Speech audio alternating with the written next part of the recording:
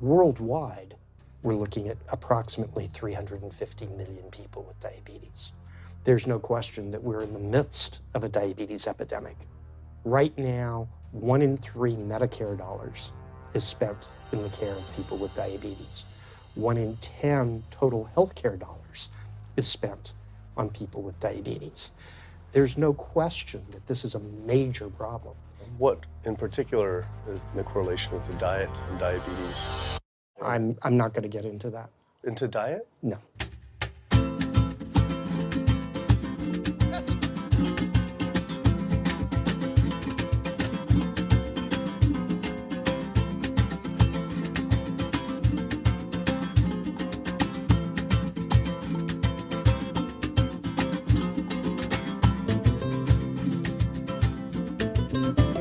My name's Kip. I'm a filmmaker from San Francisco and I have a confession to make. I'm a recovering hypochondriac. Like so many of us, I have a family history of diabetes, heart disease, and cancer. My dad had his first heart bypass at 49, his second at age 50. My grandpa died young from diabetes complications, and both my other grandpa and grandma died of cancer. I was always paranoid that I would also get one of these diseases. Like any good hypochondriac, WebMD Symptoms Checker was essentially my browser's homepage. Even in my teens, I took Metamucil every day and a daily aspirin. I read all the latest self-diagnosis books, I ate every multivitamin I could get my hands on, and I was obsessed with bodily functions. I followed all the large health organizations' recommendations for preventing disease. I exercise regularly, don't smoke, don't drink soda, get enough sleep, reduce stress, and grew up eating what I thought was a healthy diet. Until... World Health Organization this morning has classified processed meat such as bacon and sausage as carcinogenic, directly involved in causing cancer in humans. Processed meat is clearly linked to an increase in cancer. Hot dogs or bacon could be just as dangerous as smoking cigarettes. The World Health Organization had looked at over 800 studies from 10 different countries, finding a direct link to consuming processed meat and cancer. Just 1 serving of deli meats daily increases your risks of colorectal cancer by 18%. I had no idea that what we ate affected cancer rates, but I never felt like I had eaten a lot of processed meats until I realized that processed meat includes hot dogs, bacon, sausage, salami, ham, pepperoni, cold cuts, and deli slices, basically everything I grew up eating.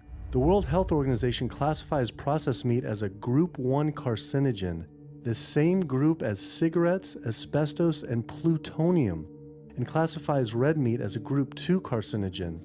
Was this like I had essentially been smoking my entire childhood?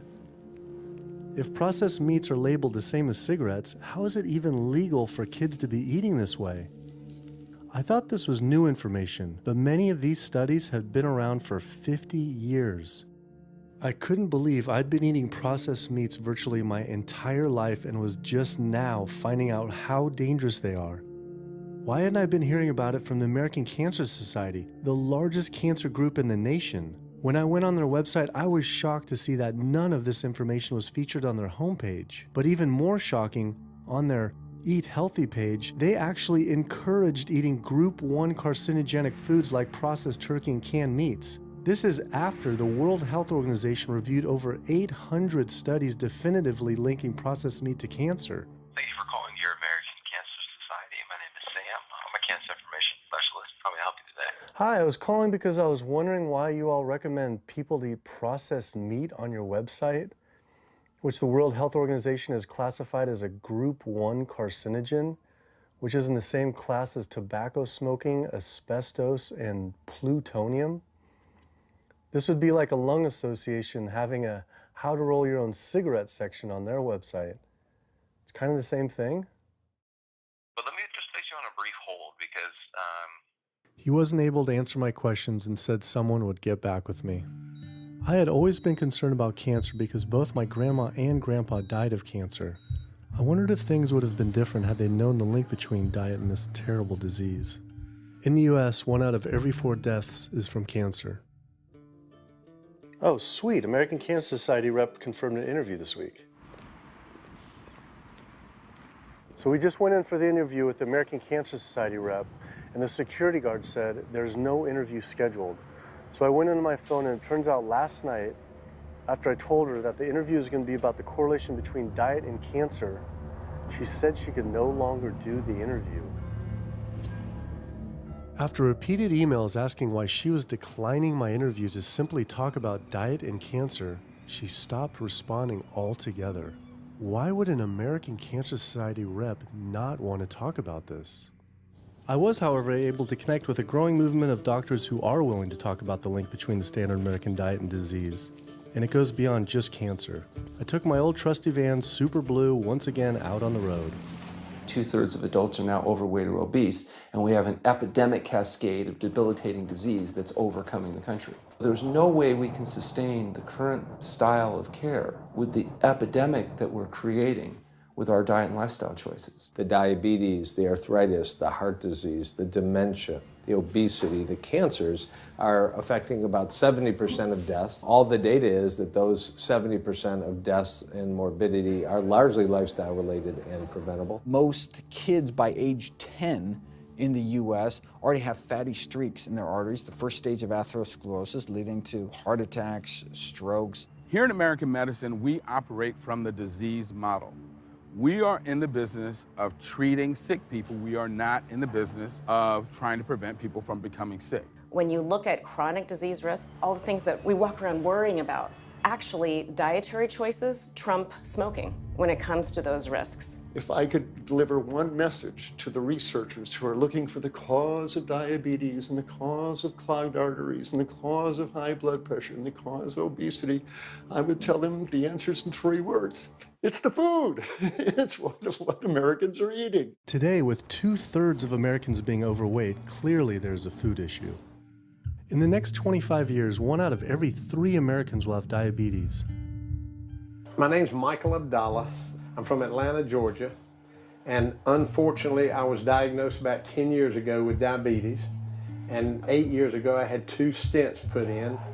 I don't know where to go, I don't know what to do. You're just like out of options and you don't know what to do. You're taking medicine, you listen to this doctor, and the cardiologist says take this, and the endocrinologist says take that. Then your general practitioner doctor says you don't know what's going on here. And it's a real challenging thing, and it's something that you don't want to get. You just don't want to get it. Government and media almost exclusively blame lack of exercise and sugary foods as a cause of diabetes. But I wanted to talk with an actual expert on the role of diet and diabetes. I went to speak with premier physician, diabetes expert, and researcher, Dr. Neil Barnard. What role does sugar play in causing diabetes? It drives me crazy. Diabetes is not and never was caused by eating a high carbohydrate diet, and it's not caused by eating sugar. The cause of diabetes is a diet that builds up the amount of fat into the blood. I'm talking about a typical meat-based, animal-based diet. You can look into the muscle cells of the human body and you find that they're building up tiny particles of fat that's causing insulin resistance. What that means is the sugar that is naturally from the foods that you're eating can't get into the cells where it belongs. It builds up in the blood, and that's diabetes. I had never heard that meat was associated with causing diabetes. We had always been told that sugar or obesity caused it. Renowned weight loss bariatric surgeon Dr. Garth Davis, though, agreed. Everyone thinks that you get diabetic because of carbs. They did a huge study in that EPIC study, 500,000 people. Carbs consumption was inversely related with diabetes. In other words, the more carbs someone ate, the less diabetes they had. But meat was strongly correlated. Get that aha moment. The starches, the carbs are good for you. They're not bad for you. This idea that carbs make you fat is utterly ridiculous. Carbs cannot make you fat in and of themselves. We have storage in our muscles and in our liver for carbs called glycogen. So when we eat carbs, we either store it or we burn it. Now, eat fat, that goes straight to your fat. Your body can't turn those carbs into fat unless you're really overdoing the calories. Obesity, it's a death sentence. You're at much higher risk of getting cancer. You're almost certainly going to get diabetes. I mean, no one wants to fat shame, and we all want everybody to be comfortable with our bodies, but this movement to be comfortable with our bodies has made us comfortable with being sick, and that's a huge problem. I go into the hospital and I look around me, people on dialysis, all these sick people, and just about every disease in there is because of what people are eating. Here's the thing. If I eat a sugary cookie, The sugar lures you in like the Trojan horse, but waiting inside that cookie is a huge load of butter or shortening, and that's what fattens you up, and that's the part that leads to the diabetes. It's the fatty foods, not really so much the sugar. It's not that sugar is good for you. There's no nutrients in it. It's excess calories. But when you eat sugar, you don't get inflammation right away. When you eat sugar, you're not getting plaques forming in your vessels. When you're eating sugar, your body's going to store most of it as glycogen or burn it as calories. And so this focus on sugar has taken all the focus off meat, dairy, eggs, pork, turkey, chicken. People need to understand, if their child gets diabetes, you've just taken 19 years off their lifespan. We're talking life and death. I realized there was so much more about diet and disease that I hadn't ever learned. It felt as if this information had been practically withheld. Processed meat causes cancer. Sugar doesn't cause diabetes. I had doubt about the claims these doctors were making, so I did some searching on my own. Harvard researchers looked at 9 prospective studies finding that just one serving of processed meat per day increased risk of developing diabetes by 51%. The link between eating meat and developing diabetes became undeniable. But when I went on the leading diabetes organization's website, the American Diabetes Association, not only did they not have this information front and center, they were featuring recipes for red and processed meat. And on their recipes for healthy living, they had bacon-wrapped shrimp? What the hell? All right, send an email to American Diabetes Association, see if they'll get back to us. As destructive as diabetes is, it pales in comparison to heart disease. Over 17 million people die every year from cardiovascular disease. It is the leading cause of death around the world. Nearly 1 out of every 3 people will die from this disease. The amount of people who die from cardiovascular disease is the equivalent of 4 jumbo jets crashing every single hour, every single day, every single year.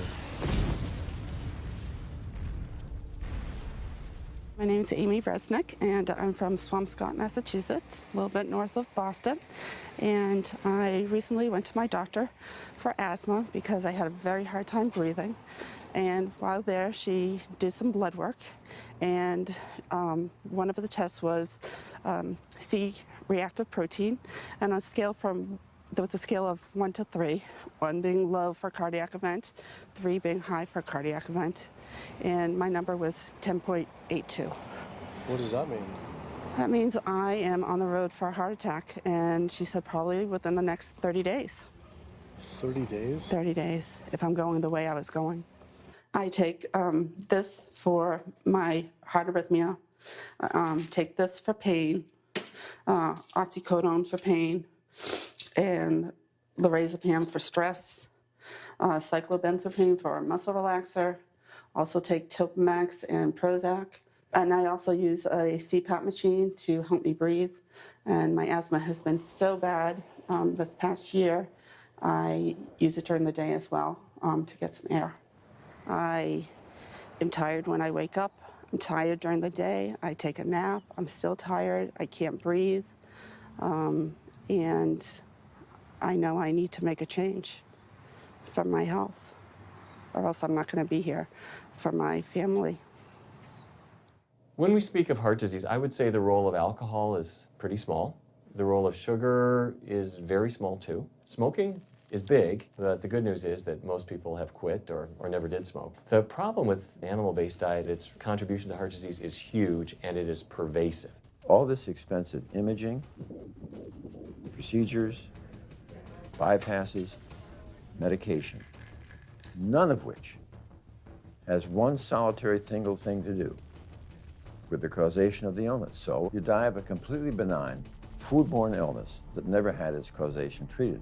When we eat these kind of dead meat bacteria toxins, within minutes, you get this burst of inflammation within your system such that you basically paralyze your arteries. You get this stiffening of the arteries, their inability to relax normally in half. So it's not like decades down the road eating unhealthy, there'll be some damage. No, we're talking damage right then and there within minutes of it going into our mouth. Many people are given the diagnosis of Alzheimer's disease when it's not true Alzheimer's at all. The vast majority of people suffer dementia due to their tiny blood vessels in their brain clogging up up and their nerve cells being shortchanged of oxygenated blood. And guess where that blood vessel dementia comes from? Those little tiny arteries are clogging up from that steady stream of fat, cholesterol, etc. It's really quite clear from the standpoint of cancer and the standpoint of cardiovascular disease that animal protein plays an enormous role.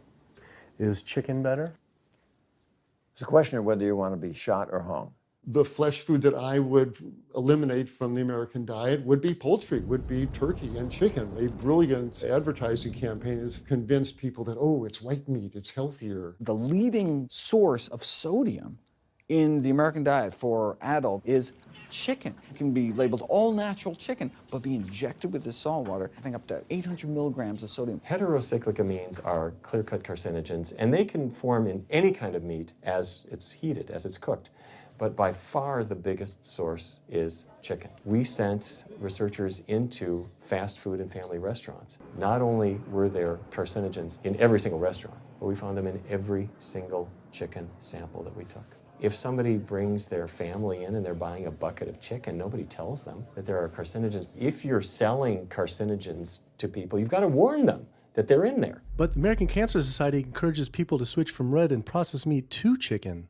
Why would the American Cancer Society tell people to switch from eating one carcinogenic food to another when a Harvard University study showed that men with prostate cancer who eat large amounts of chicken increased their risk of the disease progressing 4 times? The number one dietary source in America of cholesterol is chicken because of the volume of chicken. You know, chicken's become grilled chicken and organic chicken. It's machismo, but it has nearly as much cholesterol per gram as red beef. So just on sheer volume, it's the number one source. Yeah, eggs being close behind.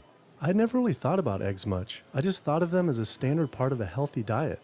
But then I found a study suggesting that eating just 1 egg a day can be as bad as smoking 5 cigarettes per day for life expectancy.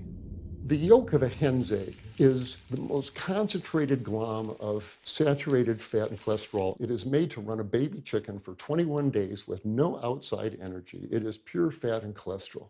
And when we put that into our bloodstream, it coats our red blood cells. Our blood gets thicker and more viscous. It changes our hormone levels. It raises our cholesterol levels. There's nothing healthy about eating the yolk of the egg.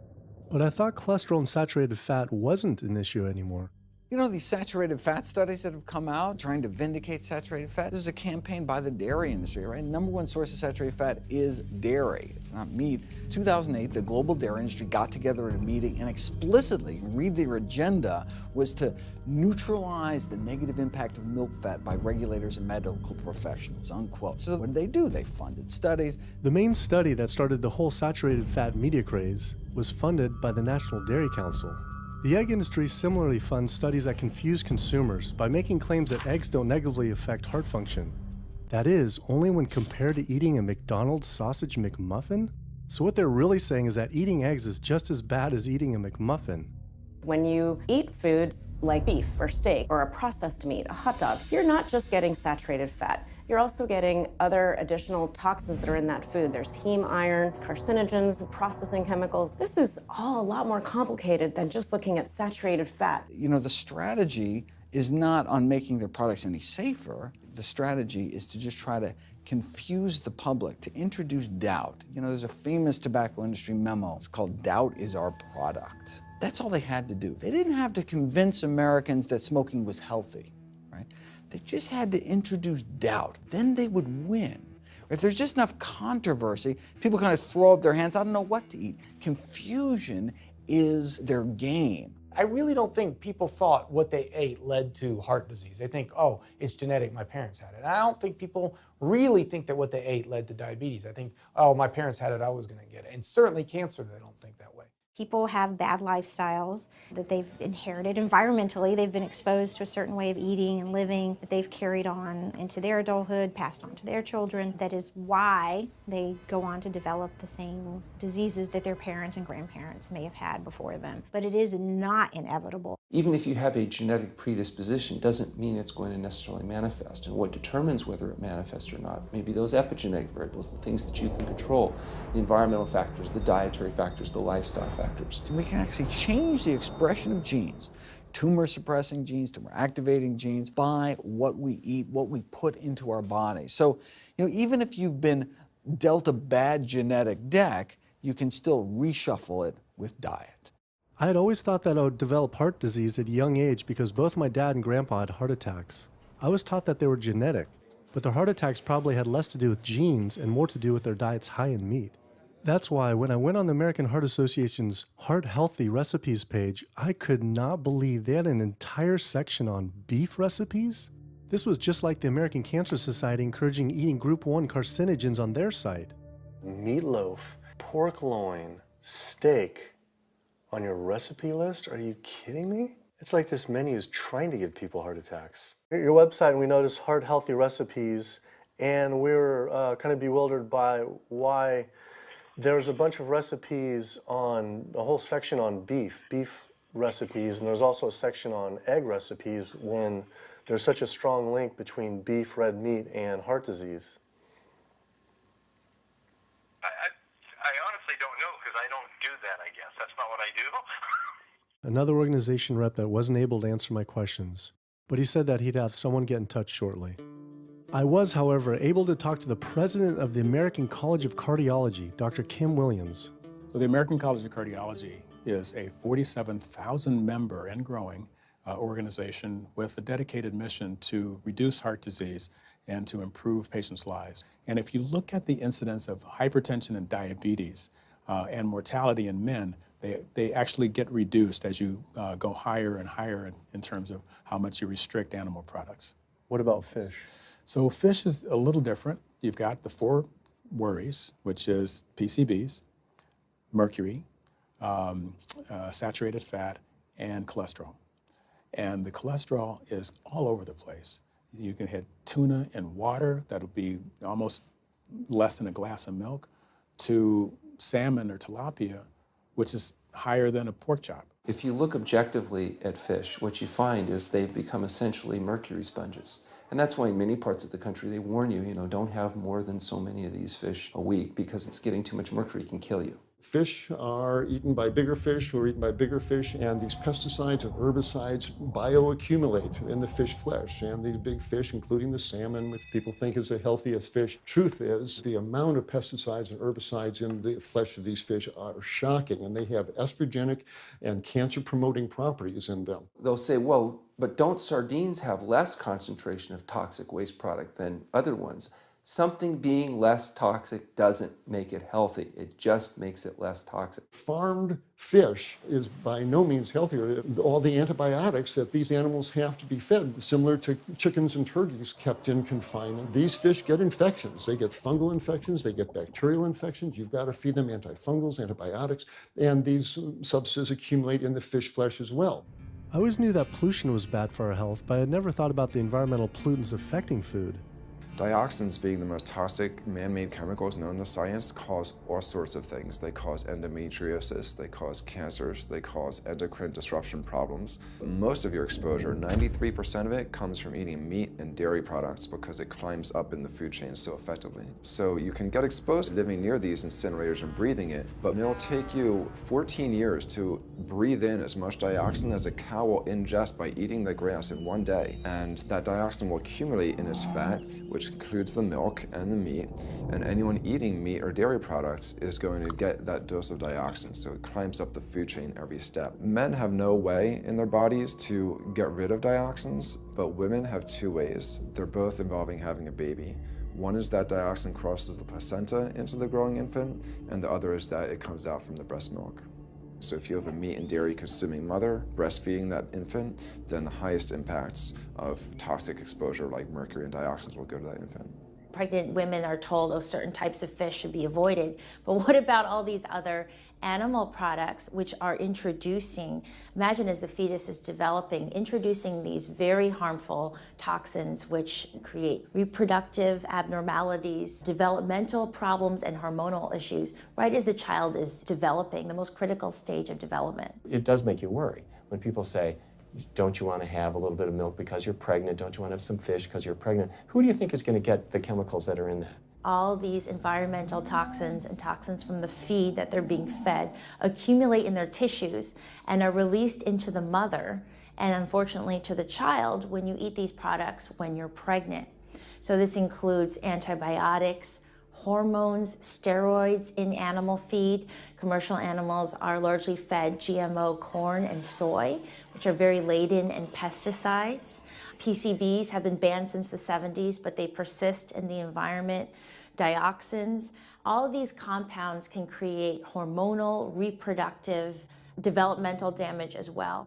Eating organic beef, poultry, pork, or fish will not help you avoid contaminants like mercury, like dioxins, like strontium-90, because they fall out over all sorts of farm fields and water bodies, and they don't skip over the organic fields. And so really the contaminants are coming in regardless of how these animals are raised. I had always been concerned about the possible health impacts of GMOs, but then found out that most of the world's GMO crops are actually consumed by livestock, with dairy cows consuming the most per animal. This fact, with everything I'd learned about bioaccumulation, made dairy terrifying, especially considering how much cheese I ate in my life. Cheese is an amazing product when you think about it. It's probably one of the single best foods at compromising health that you're going to actually feed to people. Think about it. You've got an animal product, so you've got all the issues of biological concentration. You have a highly processed food product, and not only does it have naturally a lot of saturated fat, but you put a lot of salt into it. There's a strong link between dairy foods and autoimmune diseases, and so that can show itself up as excessive production of mucus and exacerbation of asthma in kids who are prone to that, and even adults. And also there's an association between dairy foods and multiple sclerosis and type 1 diabetes, which is an autoimmune disease, and other rheumatologic problems. Cow's milk is baby calf growth fluid. That's what the stuff is. There's absolutely no child or human on earth who actually needs the milk of a cow any more than they need the milk of a giraffe or a mouse. Most people in the world are lactose intolerant. I mean, that's the normal state of affairs. Why would your body create this enzyme to digest lactose after weaning, after infancy? It doesn't make any sense. 73% of African Americans are lactose intolerant, 95% of Asians, roughly 70% of Native Americans, and about 53% of Hispanic Americans are lactose intolerant. Our government is encouraging Americans of color to eat foods that it knows is going to make them ill. Ultimately, what that boils down to is the government is telling me as an African American to eat food that's going to make me ill for no health benefit so that it will benefit dairy farmers as a form of institutionalized racism. Yeah, milk is a risky food for human consumption. As a pediatrician, I see on a daily basis children suffering from conditions that are linked or associated to dairy consumption, such as eczema, acne, constipation, acid reflux, iron deficiency, anemia. Cow's milk protein is the most allergenic food. People say, well, no, I want hormone-free, not injected with bovine growth hormone. But milk is this hormonal fluid, so it's just packed with sex hormones and natural sex steroid hormones like estrogen, progesterone. In fact, doesn't matter if it's conventional milk, doesn't matter if it's organic milk. Milk without hormones, that's an oxymoron. Organic dairy has just as much saturated fat and cholesterol and galactose and all the things that you don't want as conventional dairy. Dairy products in general have a lot of other products associated with it, not the least of which is pus.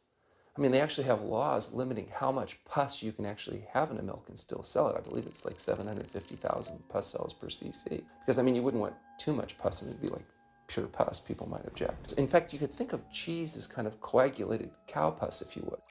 But I was always told that we need milk for strong bones. I'm Jane Chapman, and not too long ago, finally got some x-rays of the hips and back. Severe bilateral osteoarthritis of the hips. And actually, I'm scheduled for 2 hip replacements. That's bone on bone. It's the grinding of the joints. My stability is scary. I hold on to the walls if I'm at home. I've been told to use a walker. I'm only 61. This is not how you're supposed to live when you're this old. I have a really hard time believing that that's all that's left.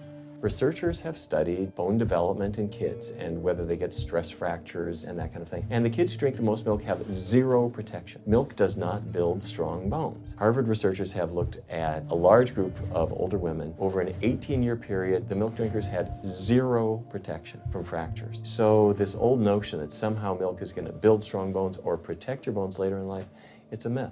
People that drink milk have higher rates of hip fractures, have more cancer, and live shorter lives. It turns out that countries with the highest dairy consumption also have the highest rates of osteoporosis, so clearly drinking more milk doesn't protect your bones. Doing more research, I found that dairy was linked to many different types of cancer as well. Just like many of us, I thought that the majority of cancer was due to genes, but only 5 to 10% of cancer is actually genetic.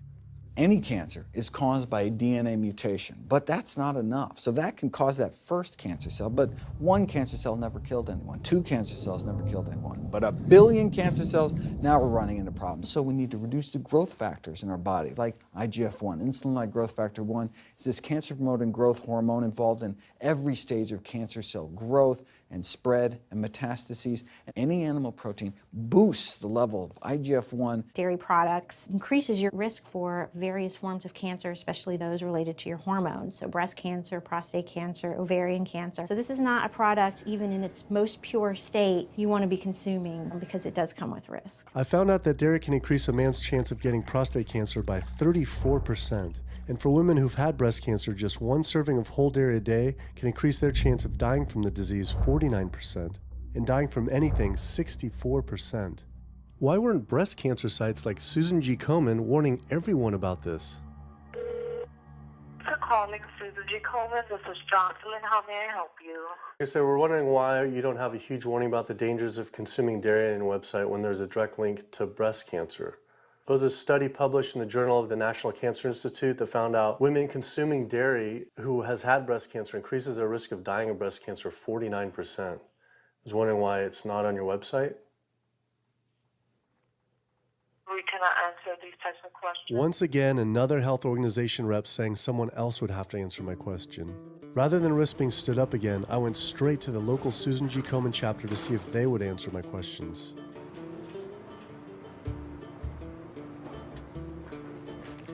They didn't want to answer my questions in person either, and told us to stop filming, but promised they would connect me to the national office directly.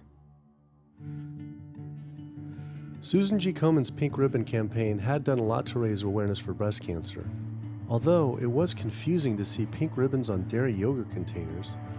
Breast cancer can be prevented with a healthy diet and lifestyle, but we're not. We're talking about pink ribbons and putting all the money into research for the cure. I, for one, know that I would want my daughter, my mother, me, I want to focus on not getting to that point, and that's where I would like to see more energy and effort put.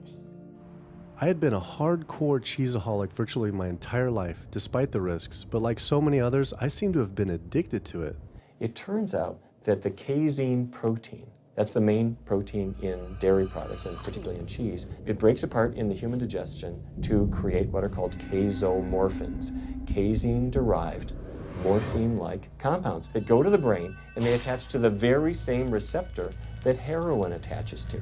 Don't get me wrong, they're not as strong as that, but they are strong enough to make you come back again and again and again, despite the fact that you're gaining weight, you're more unhealthy than you've ever been, but that cheese just calls out to people. Casomorphin may play a role in SIDS, and sudden infant death syndrome, may play a role in autism. This is one of the reasons why we don't want infants drinking milk from cows. Human breast milk has 2.7 grams of casein per liter, compared to 26 grams per liter for cow's milk. That's practically 10 times more. No wonder it's so addictive.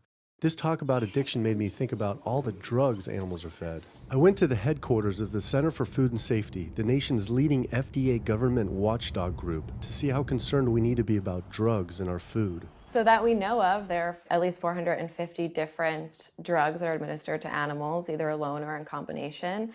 These drugs are given to animals for a variety of reasons, very, very few of which are actually beneficial to consumer health. We've got drug companies that work real hard to make sure they can sell lots of drugs to people raising cows, pigs, and chickens. The pharmaceutical industry sells 80% of all the antibiotics that it makes in the United States to animal agriculture. Antibiotic residues are found in meat, other antimicrobials are found in meat, there has been ractopamine found in meat, there's been hormones found in meat. So right there you're talking about 4 different drugs. It could be, in the same piece of meat. The pharmaceutical company is supposed to show the safety of animal drugs. They're not really testing to see what the impacts of these drugs are on humans. They're really looking to see what the impacts of these drugs are on animals. When we try to get information on some of the health studies and the environmental studies from federal agencies, we get back page after page of blacked out information because the company claimed confidential business information.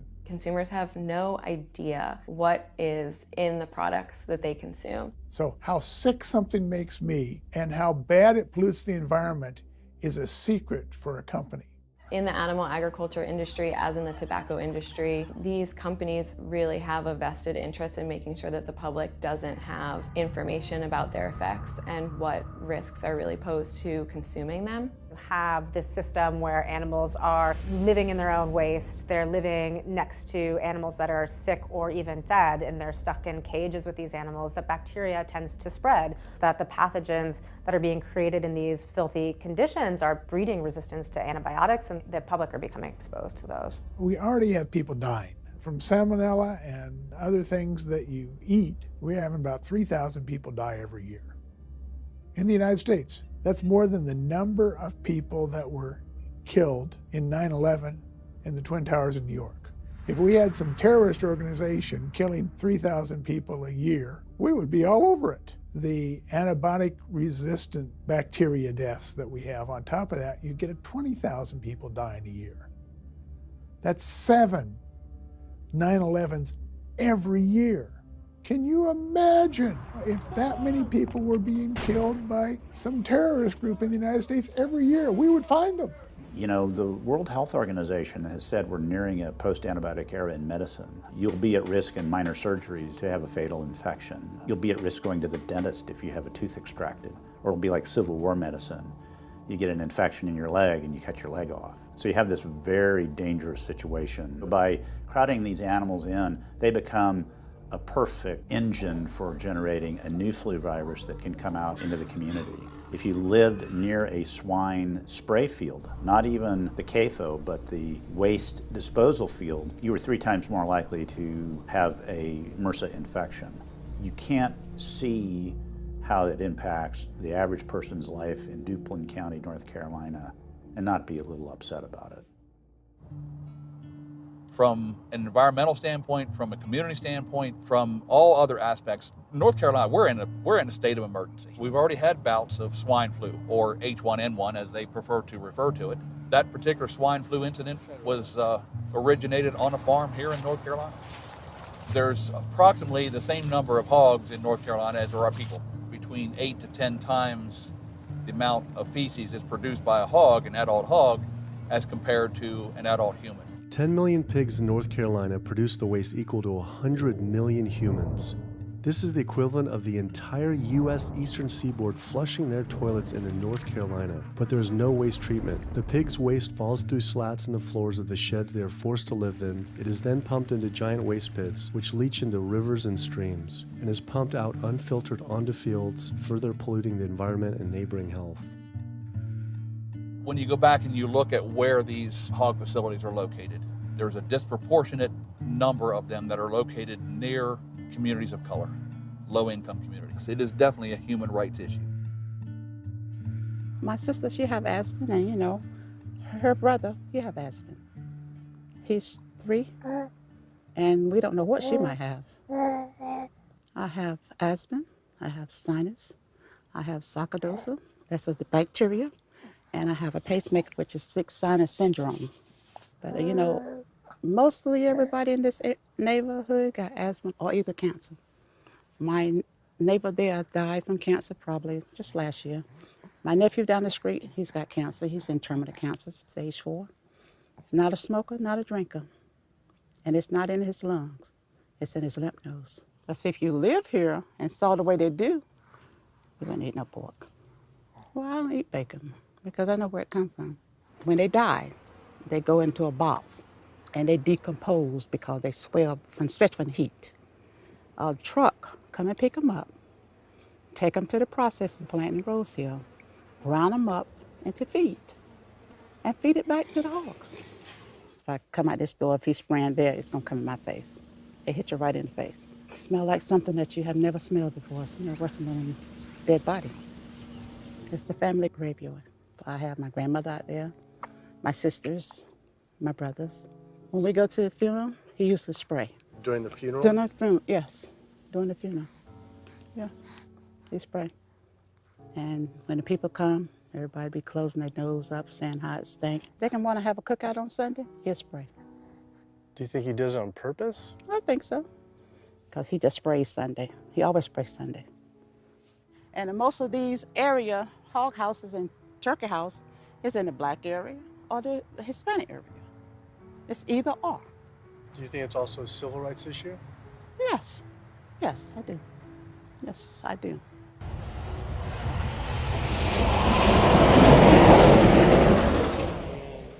There have been times in the past that I have gotten ready on the Sunday, gotten ready to go to church and come out, and the smell was so strong that I had to go back and regroup because it got in my clothes and I just couldn't go to church smelling like hogs, you know. I just couldn't do it. So I don't think the government cares.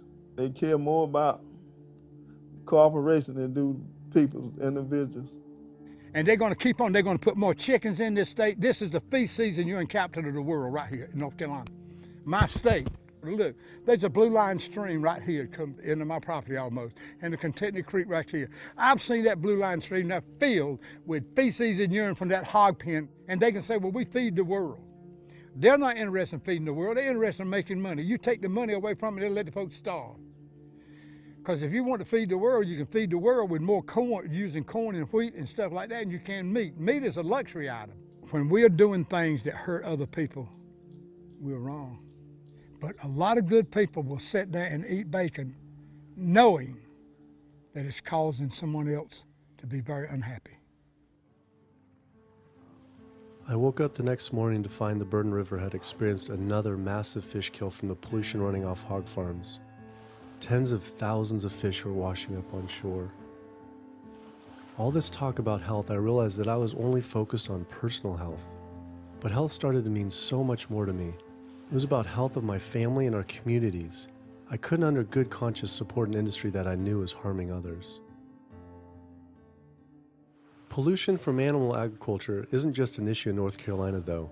Raising animals for food produces more greenhouse gases than the entire transportation sector. It is a leading cause of rainforest destruction, species extinction, ocean dead zones, and freshwater consumption.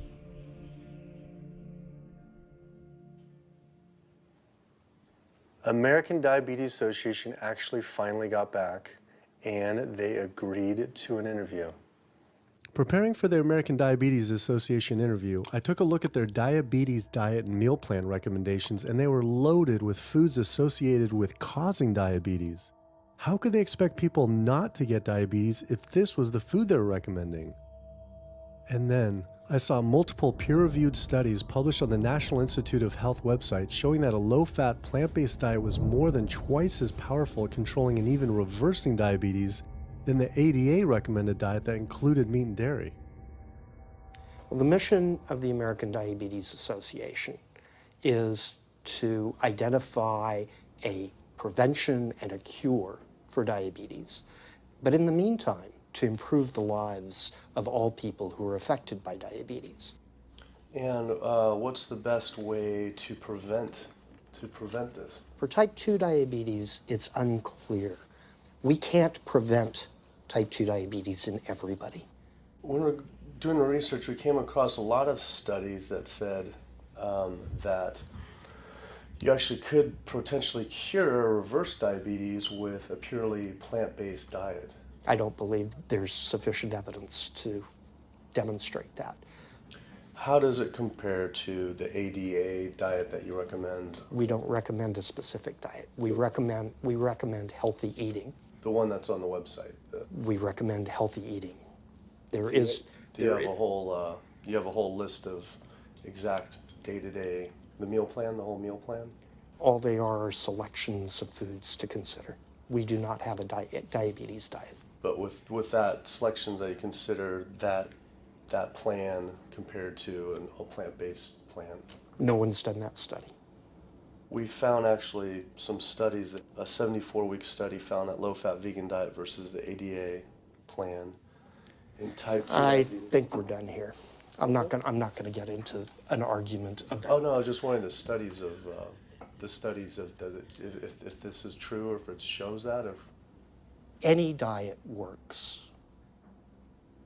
Any diet works if people follow it.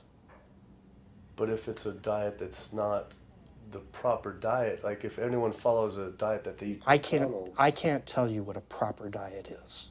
I can tell you what an improper diet is. So then we can talk about the good diets. I'm not sure why. I'm not going to get into that. Into diet? No. Why not? If that's where you want to go with this, I'm sorry, I'm not the person that you should be talking to. And why is that, though?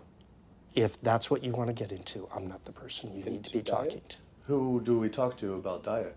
You can talk to anybody you want. But that's interesting, though. Why not recommend a diet? Because the data don't exist to support it. But if we see data that we looked up that supports it with, like, you know, the NIH, in Europe, the European Association of Studies. We're done. I'm sorry. I'm not going to get into that argument with you. No, it's not an argument. I'm not going to get into the argument. Why is it an argument? It's just talking about in European study of diabetes and other places that have studies, why... There are lots of studies. Why is it even an argument? There are lots of studies in the literature, many of which have never been replicated or, frankly, are wrong. That's why we do peer review, okay? The European Association of Study of Diabetes has been peer reviewed? Or I don't know what study you're referring to, and in the absence of being able to see that study, I'm not going to comment. I could show it to you. I'm sorry, I don't have the time for that. I just don't understand why it's an argument, though. Okay.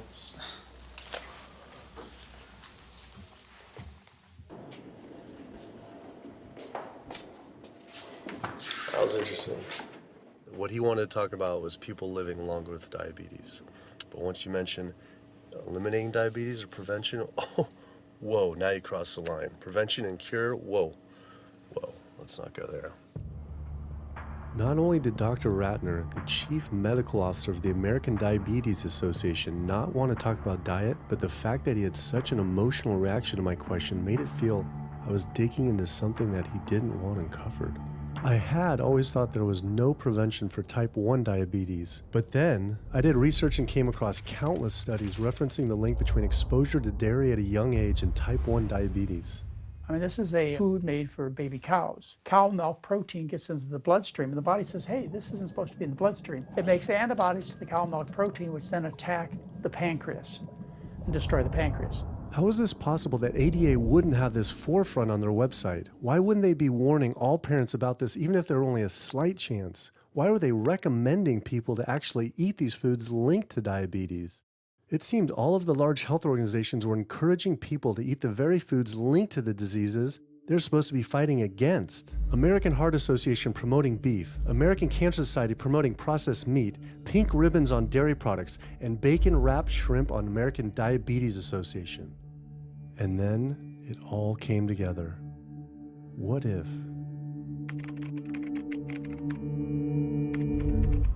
And there it was. The American Diabetes Association was taking money from Dannon, one of the world's largest dairy yogurt producers, Kraft Foods, makers of Velveeta processed cheese, Oscar Mayer processed meats, Lunchables processed kids meals, and Bumblebee Foods, makers of processed canned meats.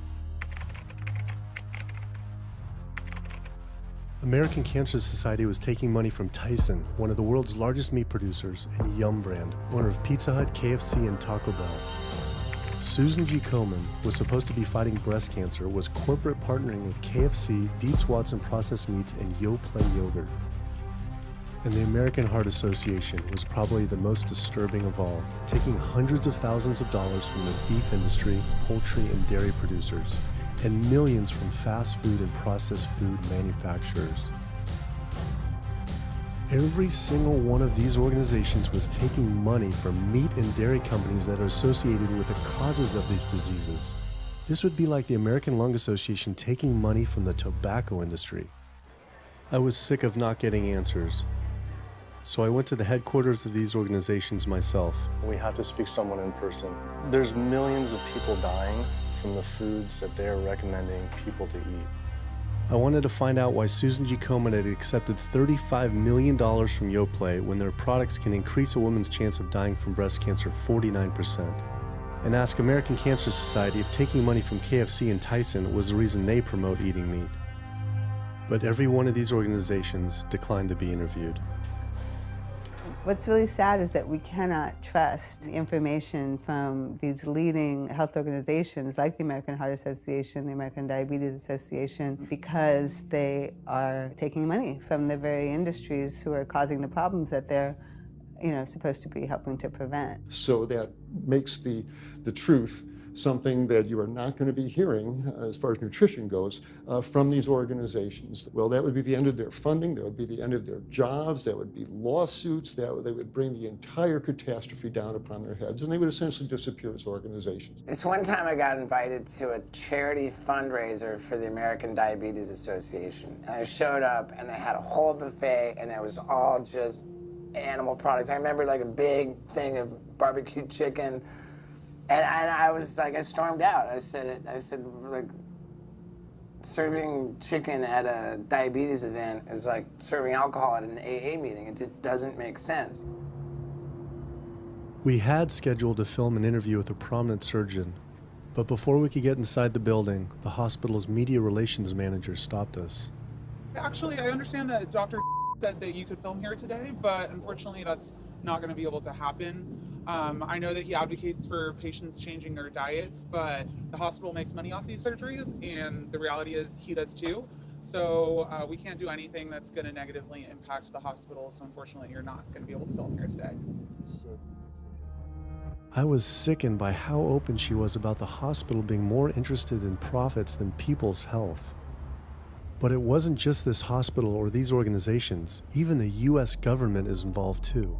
Every 5 years, the U.S. Department of Agriculture creates dietary guidelines for Americans. The committee who writes these guidelines has been made up of individuals who have received money from McDonald's, the National Dairy Council, the American Meat Institute, the National Dairy Board, the National Livestock and Meat Board, the American Egg Board, Dannon, candy and sugar companies, Coca-Cola, and Anheuser, just to name a few, which means we are getting our dietary recommendations from the very industries that are killing us. And when the USDA, makes a pyramid or a power plate every 5 years for the American public, they're going to guarantee that on that plate are going to be foods which, when consumed, will result in millions of Americans perishing. The USDA, which is supposed to be protecting us, has two missions. It's supposed to protect us, and it's supposed to protect the producer. And guess what? When those two come head to head, they usually choose the producer. In internal documents uncovered by Dr. Greger, the USDA admitted that eggs cannot legally be called nutritious, low-fat, part of a balanced diet, low-calorie, healthful, healthy, can't say it's good for you, or even safe.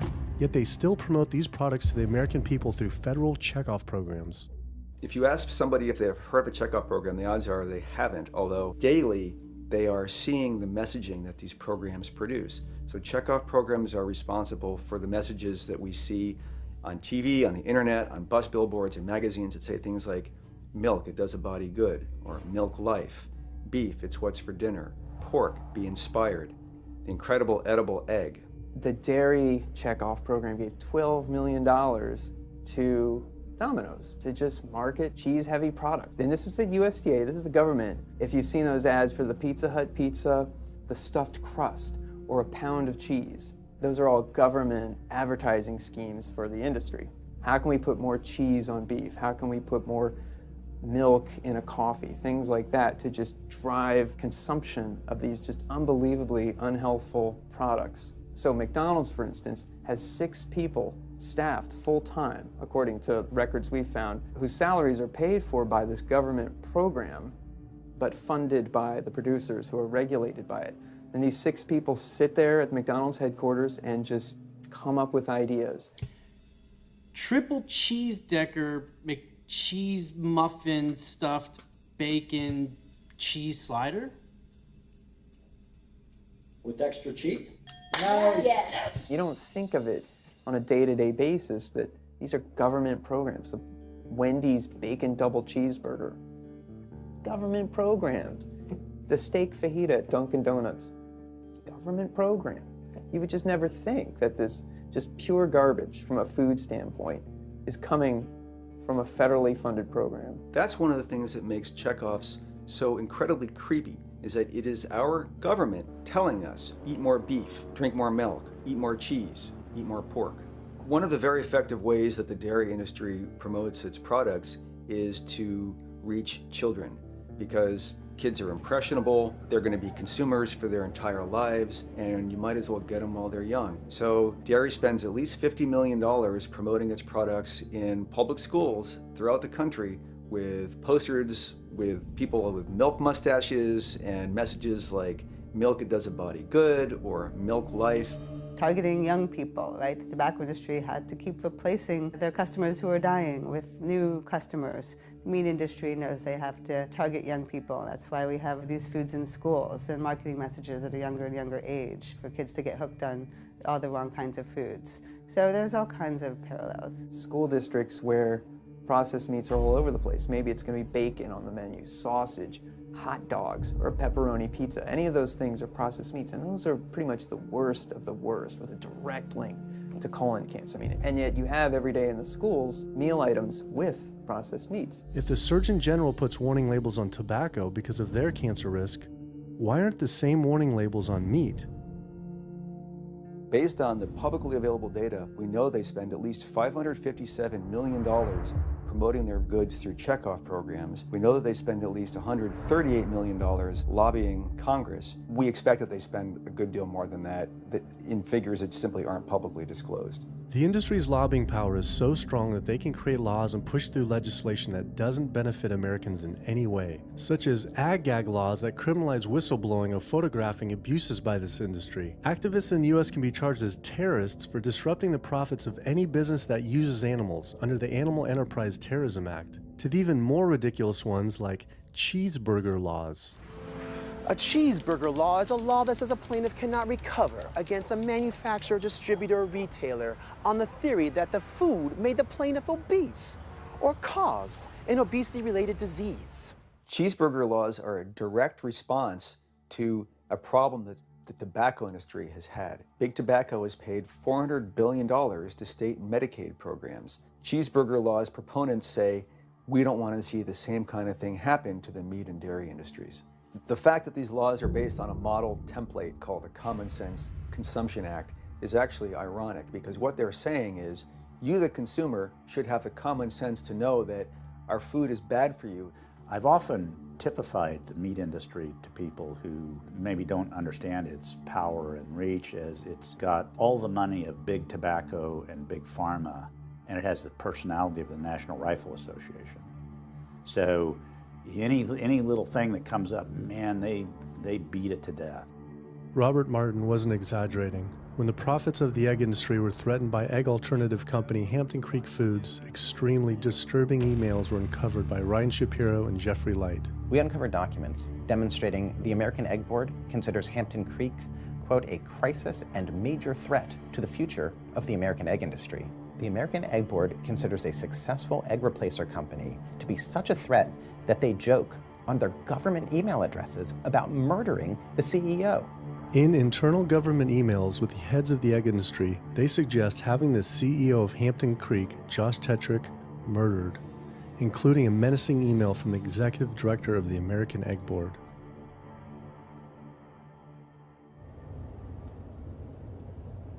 The meat producers don't have to pay for the heart disease or the environmental destruction or any of the other externalities, as economists call them, that their products cause. You know, then there's the whole pharmaceutical aspect of it, and the fact that there's a very strong pharmaceutical industry and lobby that has a huge stake in preserving the status quo. And these chronic diseases, these are the cash cows of the pharmaceutical industry. You have a $5 billion stent industry. Do they ever want to see that go away? We've got a $35 billion statin drug industry. Do they ever want to see that go away? I'm talking about the pharmaceutical industry effectively controls what doctors are told. Most research isn't put into prevention, it's put into the medication that we might use for that particular disease. I'm on 2 different high blood pressure medicines, 6 asthma type medicines, even after 4 years of shots. And then another medicine to help take care of side effects from some of those medicines. I'm on high-level antidepressants, a couple of different pain meds for my back and hips. I'm taking about 16 drugs, not counting the insulin in the morning. I take insulin morning, insulin at night, 32 to 34 units of insulin. Lantus to be exact. Some of these meds are for diabetes. This is for peeing. I have to use this for my prostate, and then I have to use this for the heart, and I have to use this for blood pressure. And it's just on and on and on and on. The doctors are telling me this is what I've got to do for my whole life, and it's frustrating, and it's very stressful, and I don't know how long my liver is going to last taking all this stuff. Under conventional medical treatment, whether it be for autoimmune disease or even conditions like high blood pressure or diabetes, you're told that you have to take drugs. And not just for a week or a month or a year. You're told you have to take drugs forever. You're guaranteed that if you follow your doctor's advice, you'll be sick forever. You'll never get well. That's the guarantee.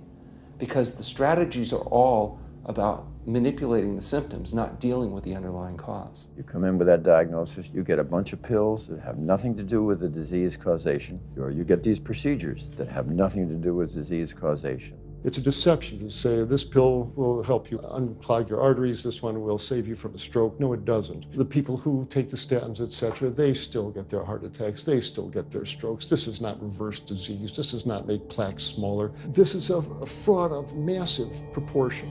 In the US, treating chronic disease such as heart disease, cancer, and diabetes is a $1.5 trillion industry.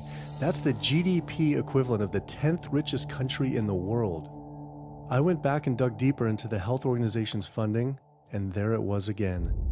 These organizations were accepting millions of dollars from pharmaceutical companies that are making billions of dollars from the very same diseases these health groups are supposedly trying to end.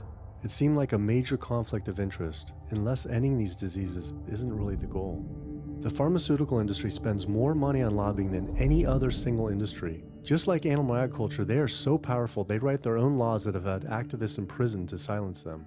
Government's in bed with anyone that gives them the most money, which is the pharmaceutical industry, which is the animal ag industries. Like, they are pumping the government full of money and resources, and in return the government's giving them what they want: subsidies, imprisoning activists that go against them. And I think it's quite telling that these industries are working so hard and spending so much money to criminalize people for simply taking a picture, for simply recording what's going on inside of these facilities and making it known to the public. They're behind walls, they're underground, they're in these secret facilities that no one knows about. But if they did, they would be shocked and outraged. And I think people would not want to think that their pharmaceuticals, that their food are coming from these places. And that's why I think the ag laws are what they are, is because they are trying to silence people into not speaking out and not showing the truth.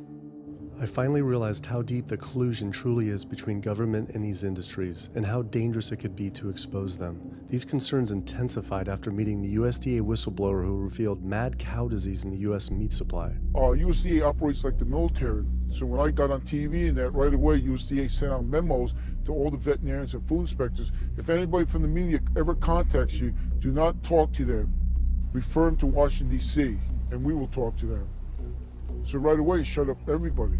American public should be very concerned about this, what's going on with USDA. Here in the United States, we have at least 4 cases of mad cow disease, but I'm almost positive there's more cases than that, but the government isn't looking for it. So what you're saying is that there could be already mad cow disease in humans. Right, and I think a lot of it was misdiagnosed. With the Alzheimer's or dementia, it takes several years, you see the progression, but to make it easier, these doctors just sign off on it as dementia or Alzheimer's without actually taking a biopsy of the brain to see if it's that, or is it actually a prion disease like Creutzfeldt-Jakob disease or mad cow disease.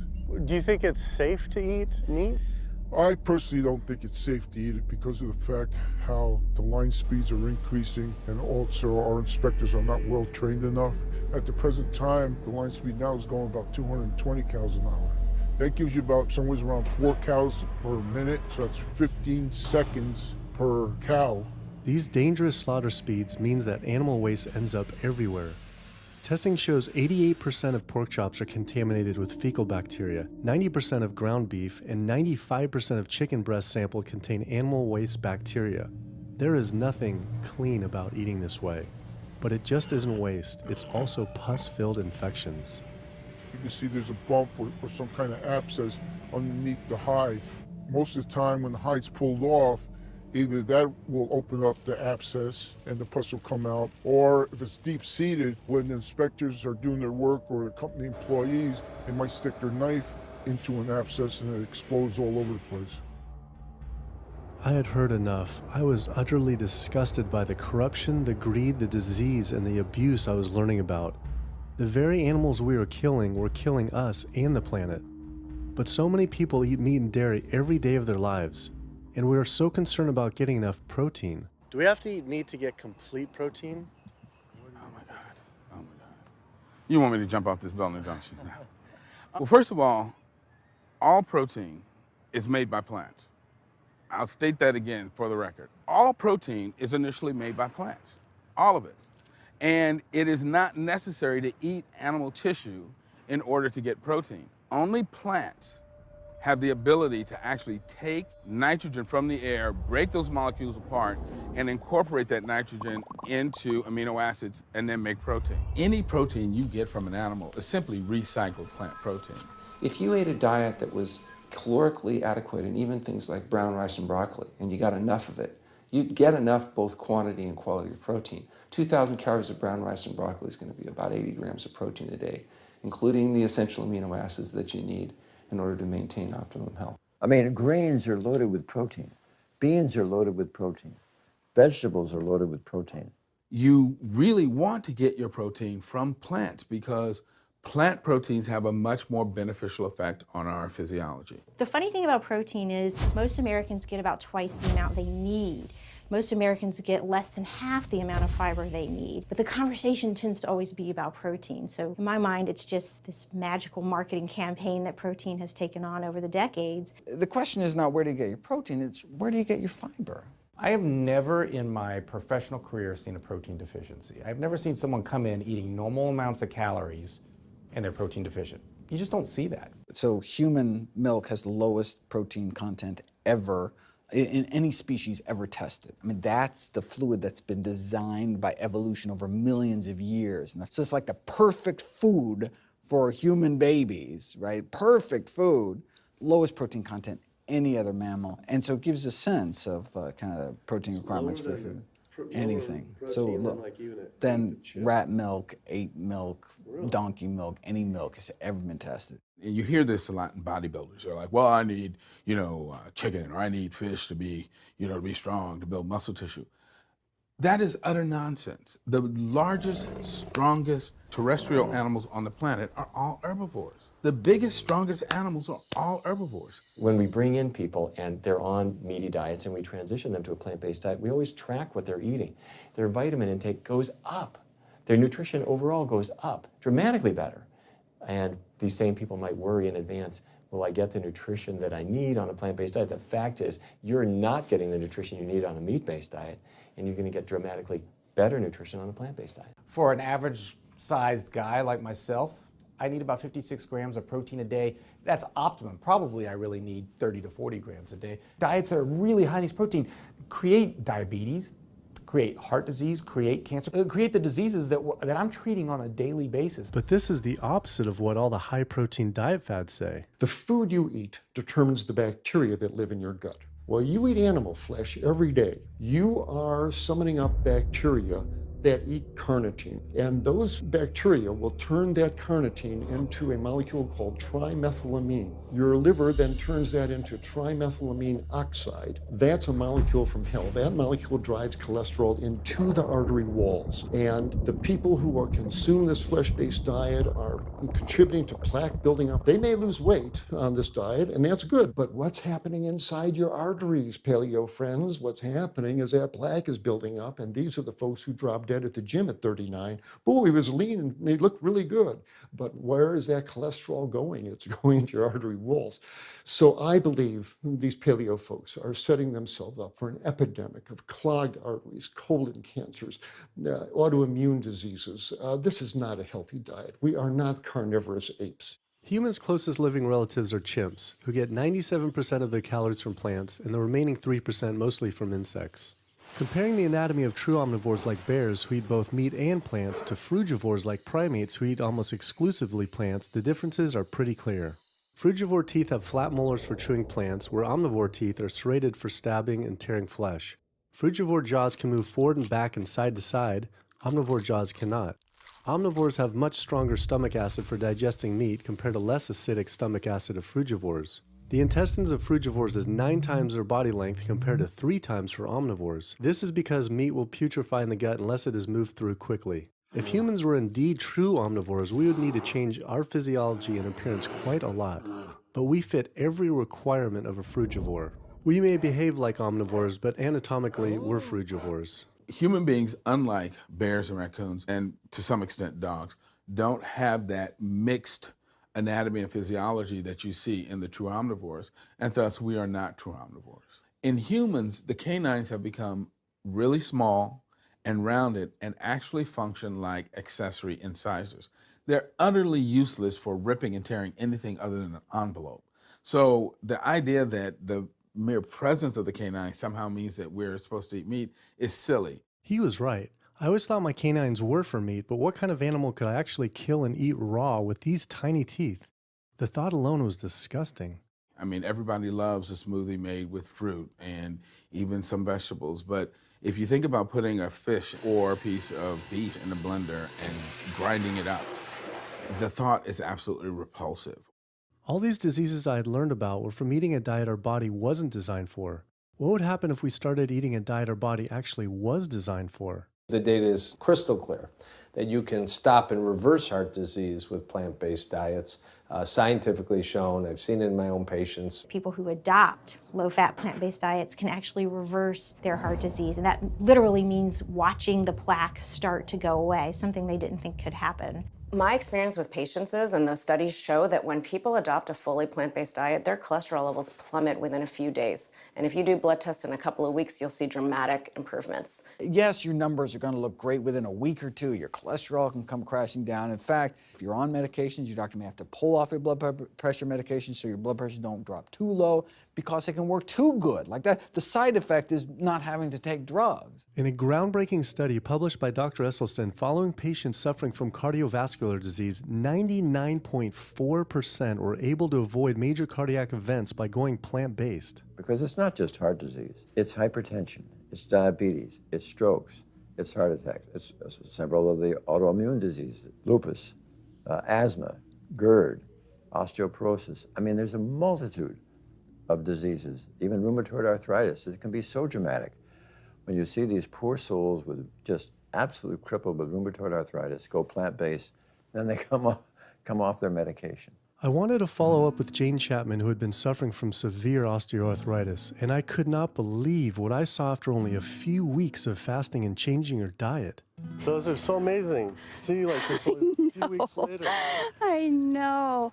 From going from the walker, needing wheelchair assistance at the airport, to strolling down the street, enjoying the fresh air, the sunshine. 2 weeks. It's all it took, 2 weeks to get off all the meds and start to feel the inflammation just kind of drain out of the body, where the movement was much easier. Just a lot of healing occurred very, very rapidly just by doing the right things for your body. When you're treating diseases with drugs, you know, there's one drug you take for cholesterol, a different class of drugs you take for high blood pressure, different class of drugs you take for diabetes. But with diet, a plant-based diet affects all these diseases, one diet to kind of rule them all. The impacts of eating this way go far beyond ourselves. By getting rid of heart disease alone, we would save up to $48 trillion in the USA, 3 times the US GDP. Conditions like high blood pressure, you don't have to take the drugs the rest of your life and be sick forever. What you can do is live in such a way that it gives the body a chance to heal itself. We took 174 consecutive patients with high blood pressure, and 174 people were able to lower their blood pressure enough to eliminate the need for medication. For inflammatory bowel disease like Crohn's, the best remission rates ever achieved through a plant-based diet. MS, multiple sclerosis, the best results ever achieved compared to any medical, surgical, any kind of intervention was a plant-based diet. You can see that with every sequential reduction in animal products, people live longer, they have less heart disease, they have less cancer, they have less diabetes. You can actually take human cancer cells, put them in a petri dish, and you can drip the blood of those eating vegan, get about 72% suppression in human prostate cancer cell growth in vitro. They wanted to try this again with women and breast cancer. So they said, let's see what a plant-based diet can do. After just 2 weeks, their bodies cleaned up. You drop their blood on the same carpet of cancer cells. You can clear off the whole plate. This is after just 2 weeks eating healthy, which raises the question,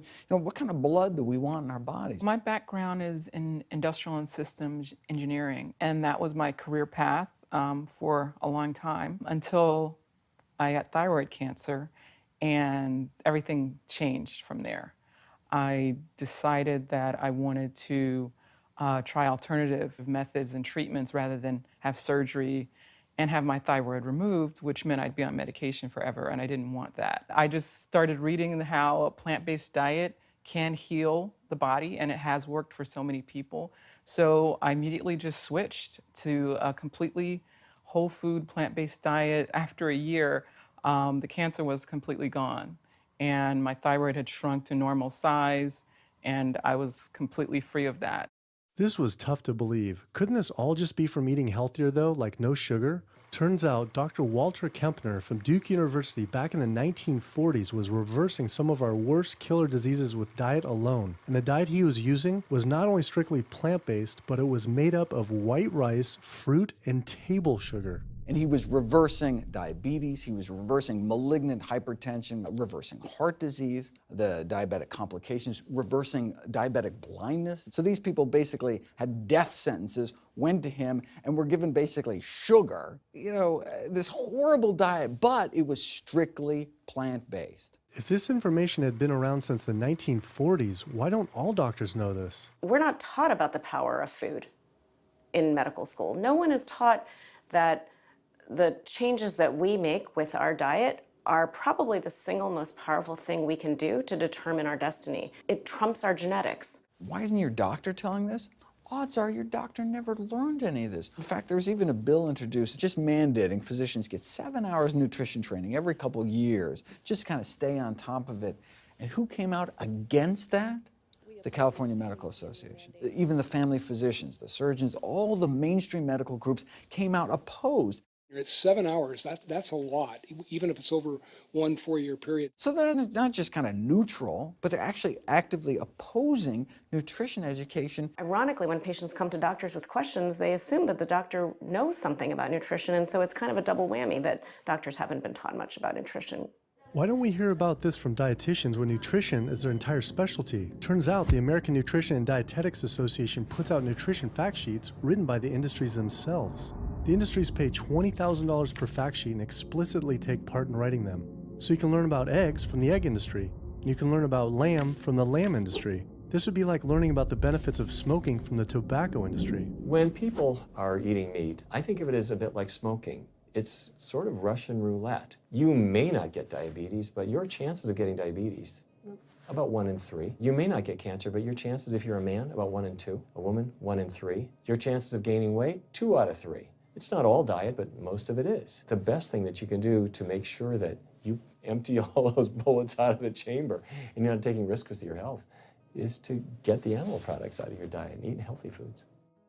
I came to True North to help me with my asthma and to lose a little weight, and it's amazing. Just in 2 weeks of changing my diet, don't have to take any asthma medication, no antidepressants, no pain medication, no heart medication, nothing, no medications at all.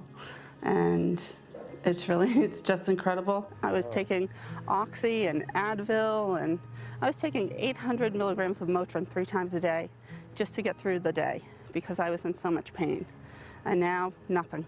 Wow. Nothing at all. 2 weeks. 2 weeks, So 14 days. All that medication, you're completely off. Completely off everything.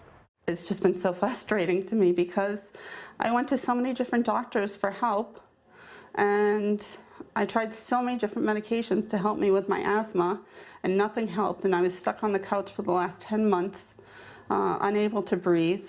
And now in 2 weeks' time, 14 days, I'm off my medication, and I can breathe, and I feel good, and I can walk. My life has changed, and it only took 2 weeks of a whole plant-based diet. That's incredible. Yeah. That is incredible. It really is. That's amazing. It really is. I I feel so blessed and so good and just so happy to be doing this, and I'm hoping that I can be a role model for other people and not be pushy about it, because everyone's going to do it in their own time. But thank God my time is now. So. Thanks. Thanks. As powerful as Amy's story was, I knew for some, eating 100% plant-based would still seem extreme. I think there's this sense that everything's okay in moderation, right? But we haven't seen that moderation works. There really isn't a study that shows that by eating meat and eggs in moderation, you can actually turn your heart disease around and get better. But I know people who've given up meat and they felt sick. Yeah, it's unlikely that anybody's symptoms are caused by a dead, decaying flesh deficiency. The lack of highly processed animal food products in the diet is not going to be associated with the causal factor about why they're sick. There is going to be a reason why they're not feeling well, but that's not going to be one of them. So I've had people go vegan and they come back to me and they're like, I'm hypothyroid and my doctor says I'm hypothyroid because plant-based diet makes you hypothyroid. I'm like, so what does your doctor tell all his meat eaters that are hypothyroid? Boy, what's an animal flesh or dairy that you can't get in plant-based? Cholesterol, heterocyclic amines, E. coli. You know, if you think about it, there is nothing in an animal-based diet that you can't get in healthier form somewhere else. The only other vitamin is vitamin B12. It's not made by plants, not made by animals either, made by little microbes that blanket the earth. So because the way we live in our sanitized world, unless you're eating bacteria-contaminated foods, we need to get a source of B12 from somewhere. And so the healthiest, cheapest, safest source is to get a vitamin B12 fortified food or vitamin B12 supplement, not to get it from meat and dairy. What about people who say they have to eat meat for their blood type or their genes? I mean, it's just like I need meat because I'm a Capricorn, or I need meat because I have an A+ blood. I mean, it's like, what do you say? No one has to eat meat. I mean, there's no vitamin, mineral, nutrient that you can't get from non-animal sources. Valentine's Day, I decided to go vegan and give up all meat, which was never in my thoughts in a million years, but I've heard so much success from people that are vegan. And so I gave up all animal products whatsoever. I've lost 29 pounds. I've been able to cut my meds in half.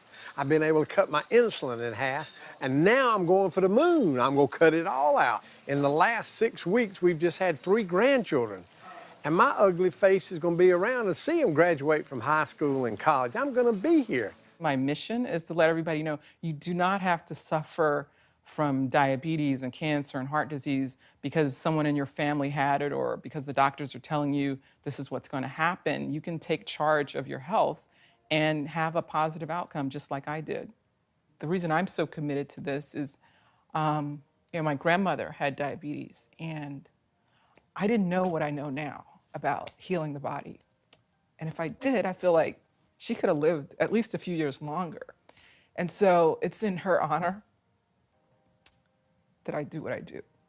Because I could save someone else's grandmother, aunt, uncle, father from that, you know. So I'm excited about getting the message out there. There's a common belief that eating plant-based is expensive. Not at all. It can be done in a very inexpensive way where you buy foods that are in season and you shop in the bulk bins, and that saves a lot of money. You can eliminate a lot of your expenses on your grocery bill by not buying meat and dairy because those things are expensive. Our meal plan for a family of 4 is $25 per person in the family. 2064 is your total. 2064, whoa. That's for an entire week of food. Really? An exploding movement of elite athletes are utilizing vegan diets to heal injuries, speed recovery times, and enhance their performance. Before I was vegan, I was only bench pressing 315 like 5 times. Then after going vegan, I was doing 400, 425, 465. And I was like, oh my God, this is amazing. I'm vegan and I'm bench pressing 465 pounds. This is ridiculous. And as soon as I went vegan, tendinitis started disappearing. My strength in my right arm started coming back. High blood pressure was going down. You can't be strong and be dying on the inside. That's not strong. That's weak. That's really weak because yeah, you look big and strong on the outside. Yeah, big man. No, but your heart's crying for help on the inside. You're dying. I'm a professional parkour athlete, a two-time world freerunning champion, and more recently I got into Ninja Warrior where I'm captain of Team Europe as we won USA versus the world. For something like Ninja Warrior and parkour specifically, you really need to have a good strength to body weight ratio. So I was carrying mass that I really didn't need. And when I went vegan, I lost 15, 20 pounds. I was more agile, I was more efficient, more stamina in my body. Just that extra bit of pop that I didn't have before, it just gave me that extra strength. So this is a very vibrant way to live. It can enhance you as an athlete. For me, 100% better athlete than I was before. It unlocked a whole new chapter of my training. The science is there, the health is there, the athletes are there proving that you don't need to eat dead animals to be strong, to be healthy. I started working out when I was 47 years old. All the muscles you see, I gained as vegan. I gained 15 pounds of muscles on my body, eating all plant-based vegan foods. All the aches and pains in my body, it just went away. Because I'm not ingesting so many inflaming foods, the acidic foods that animal products are. Gorillas, rhinos, and elephants, they all get their muscles and strength from eating plants. That's what I do.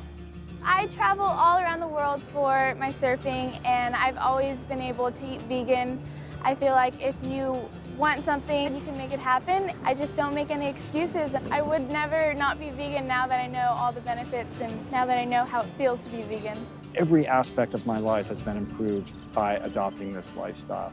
I feel better, I perform better athletically, I sleep better, my energy with my kids is better, my focus at work is better, everything is better. My skin cleared up, kept myself trim for 9 years now doing this. All I can tell you is that I felt and I continue to feel better than I ever felt before. My friend Jason Lester and I were the first people to do this challenge called Epic 5, which entailed doing 5 Ironmans on 5 Hawaiian islands in under a week. An Ironman is a 2.4-mile swim followed by a 112-mile bike and then running a marathon, 26.2 miles after that. So we did 5 of those in a row on 5 different islands in a little under a week. Yeah. You almost die? Yeah. Didn't die. So I guess the famous question, where did you get your protein in there? From plants. Like so many people, I was looking for excuses not to change my diet. But once I finally did, I felt liberated. Within days, I could feel the blood running through my veins with a new vitality. Within weeks, I felt a transformation throughout my entire body and mind. Not only could I survive on a purely plant-based vegan diet, I could thrive. I felt amazing. I competed in my first marathon in 6 years, training half the amount and beat my personal record by 23 minutes. Less than a month later, I did my first full Ironman. Although I could possibly get away with eating a little bit of meat and dairy without ill effects to my personal health, I could no longer willingly support an industry I knew was causing so much suffering to communities, families, and all life on the planet. A whole new world opened up. I felt whole again, connected to a greater sense of what true health is, and where true health doesn't end with me, but begins with us. If people adopted a plant-based diet, the changes we would see in our individual health, in our national health situation, and in this physical environmental world we live in would be so profound. I mean, today, you can say, I'm not going to eat that stuff anymore. It's one thing that I can do myself personally to make a difference. It will give you a greater sense of well-being and happiness when you know that, one, you're not destroying your health every time you sit down to eat, you're not promoting cruelty, and you're not damaging the earth. I don't want my gains to be at the detriment of the planet of other things. And yet I'm not weaker, I'm stronger. That's the beauty of it. When you're altruistic, when you make choices for the greater good of others, it comes around, benefits me as well. It benefits us all. Studies show that we can not only survive, but we can thrive. I just feel this is a great way to live, not harming other beings when we can be healthy and happier. I love it. It's a great life. I never thought that I could feel this good at this age, and I just want everybody to feel this way. I feel like a 20-year-old. I'm almost 50. Nothing tastes as good as healthy feels, basically. And so the choices that we make every single day, day in and day out, around our food has the capacity to bring us true health and optimal wellness, not just individually, but collectively, as a species and for our planet. We're not going to live forever, but while we are alive, we can live well. And for me as a doctor, that's what I want to see. Where there's a will, there is a way. And I believe that.